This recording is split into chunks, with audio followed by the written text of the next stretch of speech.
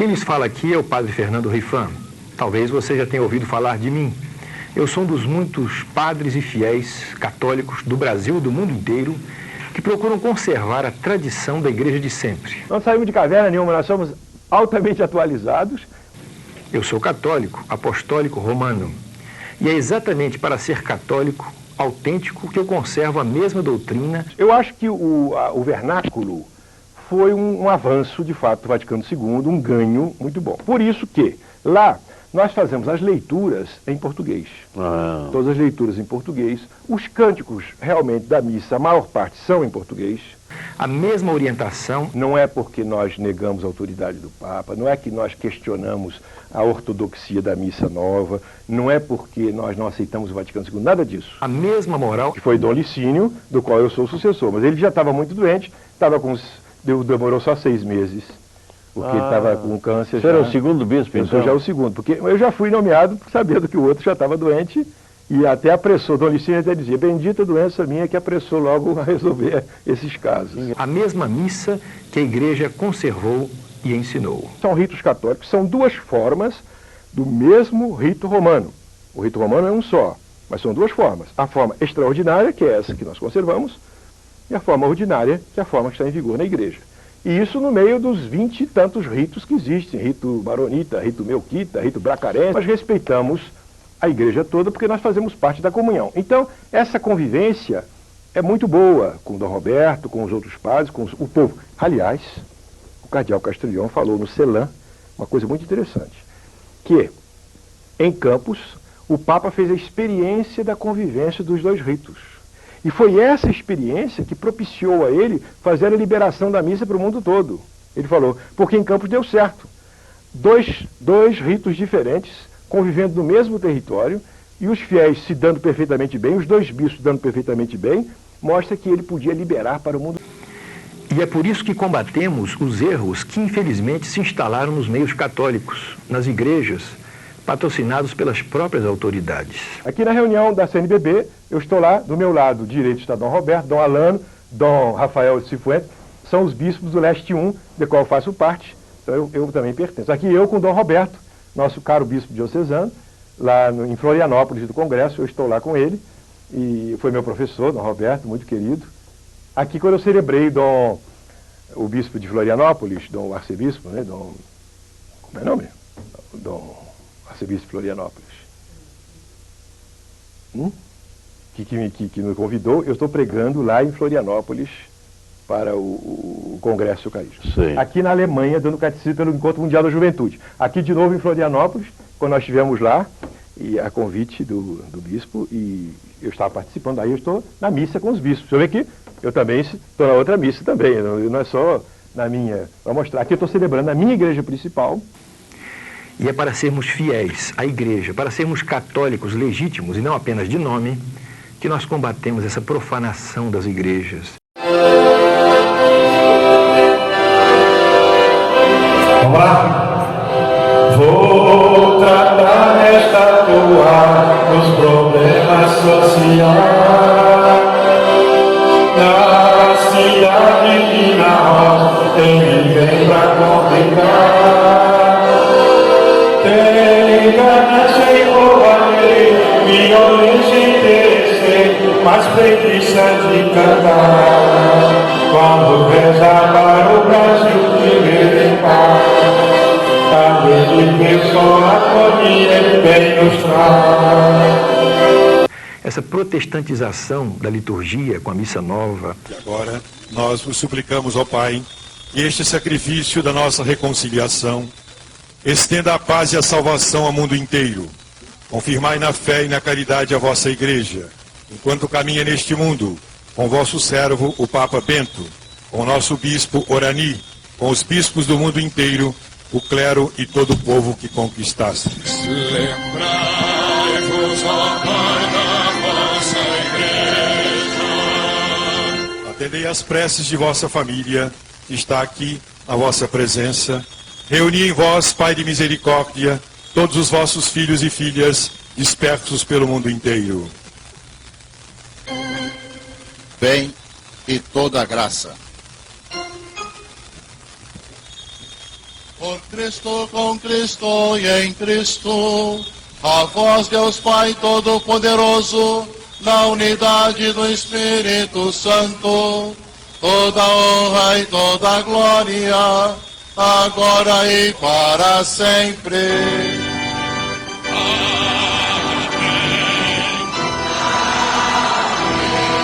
A nova moral liberal que permite tudo.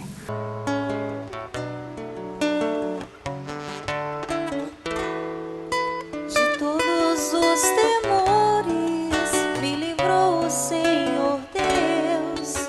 De todos os temores me livrou o Senhor Deus. De todos os temores me livrou o Senhor Deus.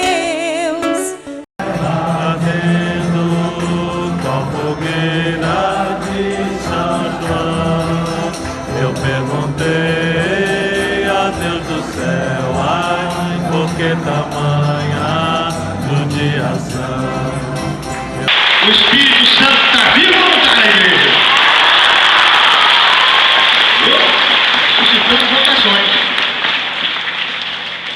Então, que nosso Senhor guarde vocês todos. O Padre Roberto, vou dar a bênção final. Pode ficar vocês aqui mesmo, ajoelha aí, para a gente dar a bênção final da Santa Missa e nós levarmos esse entusiasmo, hein? Olha aqui só. De Jessé nasceu a vara, de Jessé nasceu a vara nasceu a cruz,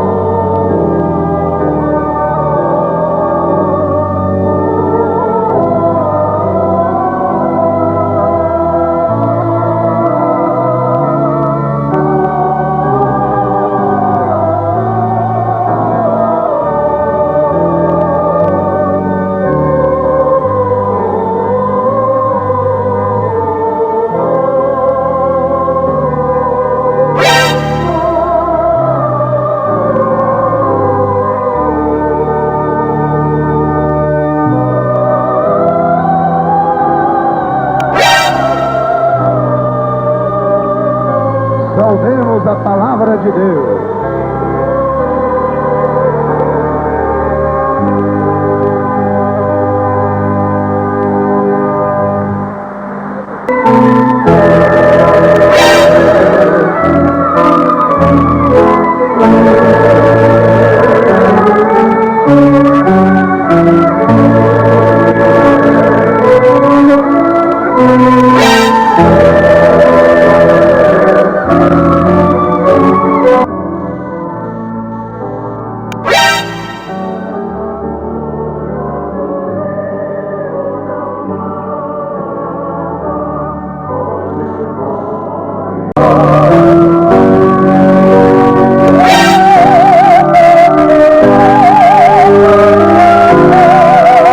A influência do socialismo e do comunismo e dos partidos de esquerda, nos padres e nos bispos que pregam a luta de classes, o ódio entre os pobres e os ricos, entre os empregados e os patrões.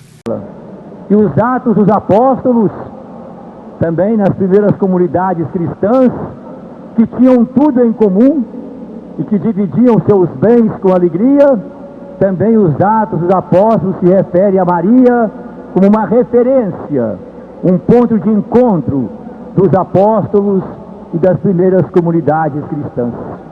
Essa é Nossa Senhora. Agora, Nossa Senhora se materializa no Brasil, se expressa no Brasil com uma dimensão mais humana ainda. Uma Nossa Senhora negra. Uma Nossa Senhora dos pobres, dos escravos, dos índios, dos pequenos, dos excluídos. Uma Nossa Senhora encontrada, como foi tão bonita aqui hoje na celebração, por pescadores, por homens e mulheres simples, humildes. Uma Nossa Senhora que se manifesta solidária com as vítimas, com os pobres, e solidária com a caminhada de libertação, com a caminhada de emancipação do povo brasileiro. Havia lugar para eles na cidade dos homens. O nosso Deus nasce pequenino, humilde e excluído. Logo depois, Nossa Senhora com São José tiveram que conhecer as agruras do exílio, da perseguição política de um rei tirano, possuído pelo poder, sem compaixão e sem respeito. Isso nos faz também, mostra desde as origens da nossa tradição cristã, como nos ensinou, por exemplo, Jacques Maritain e outros pensadores, que a democracia tem raízes evangélicas, porque Nossa Senhora, São José e o Menino Jesus foram perseguidos exatamente pelo poder arbitrário. Retornam. A constante, exagerada preocupação com os direitos do homem, fazendo-nos esquecer dos direitos de Deus sobre nós. O ecumenismo que arrefece a fé e faz a igreja perder a sua identidade e a coloca em pé de igualdade com as falsas religiões.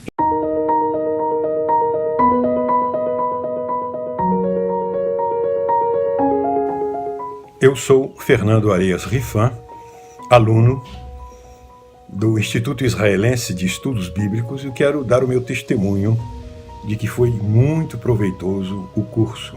Aliás, eu fiz vários cursos. Eu fiz hebraico bíblico A, B e C, descobrindo a Bíblia hebraica, Torá, explorando a terra bíblica de Israel, evangelhos judaicos e além, o contexto judaico do Novo Testamento. Todos esses cursos foram excelentes, os professores são muito bons, aproveitei bastante. Eu sou professor de Sagrada Escritura, posso dar o meu testemunho e vale a pena estudar no Instituto Israelense de Estudos Bíblicos. Eu aprendi mais ainda a Bíblia Sagrada, cresceu o meu amor pela Bíblia Sagrada e eu recomendo a todos. Está aí o meu testemunho de que vale a pena estudar no Instituto Israelense de Estudos Bíblicos. Todos estão convidados. Enfim, a religião do homem que quer se fazer Deus, que se instalou por toda parte, destruindo a religião do Deus que se fez homem para nos salvar. A consequência é que os católicos estão perdendo a fé, passando para as seitas, abandonando a religião. Da luz que desci de sagrada filosofia, surgiu no mundo assombrar a pura maçonaria. Maçons alerta, tem de firmeza, vingar direitos da natureza. E é exatamente por essa nossa fidelidade à tradição que nós somos combatidos, tratados como hereges, excomungados, desobedientes. Por quê? Porque nós queremos resistir a essa onda de destruição da igreja, patrocinada até pelas autoridades eclesiásticas. O ano santo, proclamado pelo Papa João Paulo II. Todos foram convocados a Roma, inclusive nós também fomos. Aí nós fomos a Roma, fizemos uma grande peregrinação a Roma. Lá o Papa convoca o mundo tradicionalista, vamos dizer assim, chamado, né, para as conversações. Olha, vamos aproveitar o ano santo, que é um ano de reconciliação, de ano de anistia, por assim dizer. Vamos reconciliar, vocês têm que resolver esses problemas. Dali mesmo eu fui a Roma, conversei na congregação do clero. Quem era o prefeito era o cardeal Dom Dario Castrilhon Royos, e por sinal o capofício, que é o chefe do departamento, era o Padre Fernando Guimarães, que tinha trabalhado aqui em Campos como redentorista, era muito conhecido nosso. Isso facilitou muito as conversações. Brasileiro, então nós começamos a conversação. Quando o cardeal nos viu e viu tudo aquilo que eu levava, inclusive ele veio uma carta de recomendação de Dom Roberto. Ele falou assim: mas então não falta nada, se vocês têm até a carta de recomendação do bispo de vocês, do bispo normal, ordinário do lugar, o que está faltando? Vocês não têm nenhuma heresia, então nós vamos resolver essa situação. Foi então que nós escrevemos uma carta ao Papa, no dia 15 de agosto do ano 2001, e eu fui a Roma pessoalmente levar essa carta ao Papa. Eu viajei no dia 22 de setembro de 2001, no dia do atentado às duas torres, as Torres Gêmeas. Foi o dia que eu embarquei no avião, estava acontecendo o atentado lá, até me lembro porque marcou bem a data, né? Então eu fui a Roma E lá fiquei, apresentamos a carta ao Papa, o Papa chorou quando leu a carta, porque nós estávamos pedindo a nossa reconciliação, que nós fôssemos reconhecidos como católicos na igreja e pedíamos perdão se tivesse havido alguma falta, algum exagero da nossa parte. Mas é uma questão de fé, não é rebeldia nossa. É questão de fidelidade à autêntica doutrina católica ensinada pela Santa Igreja de sempre, ensinada por Nosso Senhor, pelos apóstolos, por todos os papas, santos, doutores e concílios da Igreja. E você, já parou para pensar nisso? Há muita gente que já perdeu a fé do seu batismo. Há muita gente que se afastou da Igreja, está em perigo de condenação eterna porque ficou assustada com a crise na Igreja e não sabia a quem recorrer. Outros acharam melhor se acomodar à onda do modernismo na igreja. Não é por aí, meus amigos. Não é por aí que nós conservaremos a nossa fé. É conservando a fidelidade.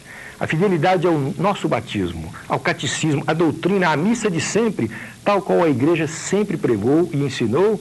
É assim que nós seremos autênticos católicos, filhos da Santa Igreja, agradaremos a Deus e salvaremos as nossas almas.